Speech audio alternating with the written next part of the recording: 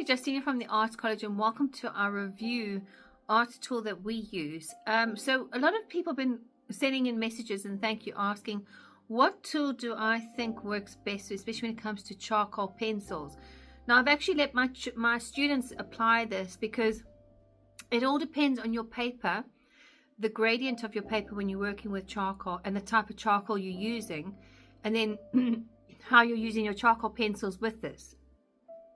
Because sometimes I found with certain types of pastels coming together, one brand can actually rub off the other brand. So you want to kind of experiment and explore first on different pieces of paper, and then you can see what works together.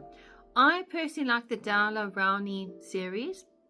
They seem to be really good at creating those hard and soft edges, and the actual quality is really, really good quality, because when you've got charcoal and charcoal pencils, depends how much the medium has actually been compressed together to create a pencil format.